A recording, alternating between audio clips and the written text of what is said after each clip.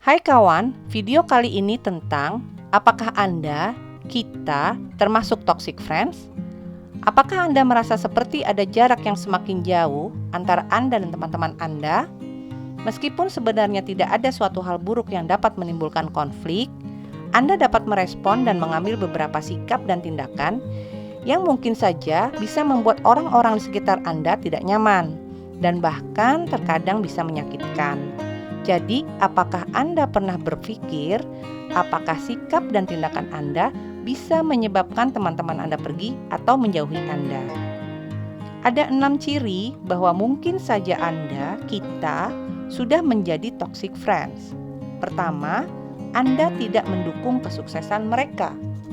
Bayangkan ketika teman Anda sedang mengikuti kompetisi dan tiba giliran mereka untuk tampil di atas panggung, apakah Anda menunggu untuk mendukung dan menghibur mereka?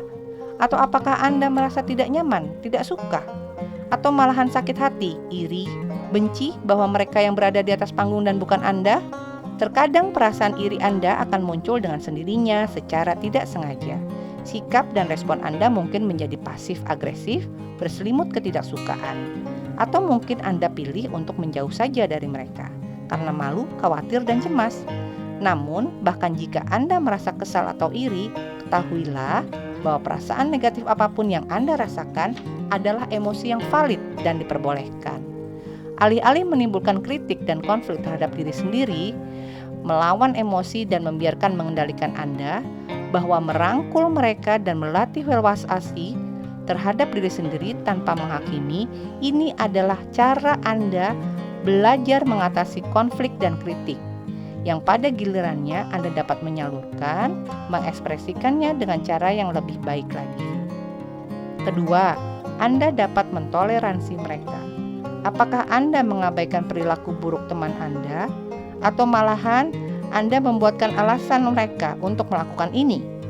Jika Anda membiarkan teman-teman Anda melakukan hal yang merugikan, menyakiti diri mereka sendiri, atau kepada orang-orang di sekitar mereka, maka Anda mungkin telah menjadi toxic friends. Meskipun tidak secara langsung memberikan dampak dan pengaruh, membiarkan mereka tetap melanjutkan bersikap buruk yang merusak diri sendiri dalam jangka panjang bisa berbahaya dan membahayakan diri sendiri maupun orang-orang di sekitar mereka. Sebagai gantinya, Anda mungkin bisa membantu mereka dengan mendorong mereka ke arah yang lebih baik. Anda tidak perlu menceramahi mereka jika Anda tidak mau, tapi arahkan saja mereka ke cara, pedoman, dan sumber yang lebih tepat dengan menjaga kejujuran dan berempati dengan mereka. Itu dapat membantu mereka mengakui, menyadari tindakan mereka. Ketiga, Anda tidak pernah minta maaf. Apakah sulit bagi Anda untuk meminta maaf? Semua orang membuat kesalahan. Anda mungkin tidak sengaja mengatakan atau melakukan sesuatu yang membuat orang-orang di sekitar Anda merasa buruk tentang diri mereka sendiri. Tetapi, jika sikap Anda adalah membiarkan orang lain untuk menerima perlakuan itu dan tidak merasa khawatir, terlepas dari apa yang mereka rasakan, maka Anda melakukan lebih banyak kerusakan daripada kebaikan untuk hubungan Anda. Tidak ada seorang yang sempurna, tetapi memiliki kerendahan hati dan keberanian untuk mengakui kesalahan Anda adalah tanda ketulusan yang tulus.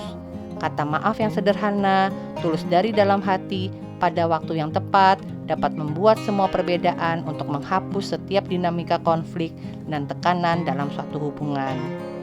Keempat, Anda mengabaikan emosi mereka. Apakah Anda mengolok-olok orang ketika mereka mengungkapkan perasaan mereka?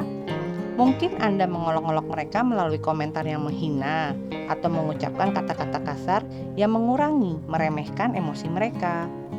Pertemanan yang didasari atas penghakiman dan sarkastik, pertemanan yang kasar, dan Anda menganggap itu hal yang biasa-biasa saja. Tapi, jika seorang teman menunjukkan bahwa mereka tidak nyaman dengan itu dan Anda masih melakukannya, maka Anda sudah menjadi toxic friends. Hal ini juga berlaku dalam situasi yang lebih serius, di mana mereka meminta dukungan emosional, tetapi Anda mencoba mengalihkan ke topik pembicaraan lain. Dengan hal ini, Anda menganggap bahwa perasaan mereka tidak penting dan lebih baik tidak diungkapkan. Kelima, Anda menuntut mereka untuk memberi lebih dari yang Anda berikan. Seberapa sering sih Anda menelpon untuk meminta bantuan, sementara teman seharusnya ada untuk satu sama lain? Menjadi terlalu membutuhkan juga bisa melelahkan. Menjadi terlalu membutuhkan dapat berasal dari gaya kepribadian keterikatan yang cemas dan rasa percaya diri yang rendah. Menjadi terlalu membutuhkan juga melelahkan. Menjadi terlalu membutuhkan dapat berasal dari gaya kepribadian keterikatan yang cemas dan rasa percaya diri yang rendah.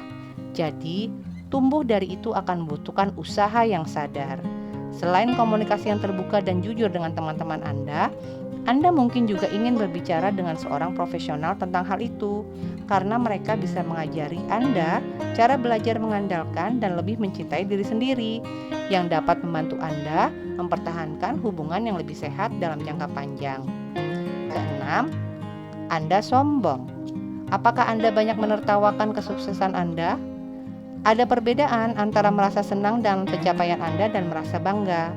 Jika Anda terlalu sombong, Anda mungkin menyebabkan grup teman Anda merasa kurang nyaman dalam berbagi ide-ide mereka dan terlibat dengan Anda. Bahkan mungkin terasa seperti mereka berjalan di atas kulit telur di sekitar Anda, yang tidak baik bagi salah satu pihak. Sementara tidak ada pertanyaan bahwa tetap setia pada diri sendiri itu penting. Tetap rendah hati dan berpikiran terbuka di antara teman-teman Anda juga penting untuk menjaga hubungan Anda dan untuk membuat diri Anda lebih disukai di sekitar orang lain. Jadi, apakah Anda pikir Anda adalah toxic friends atau bukan?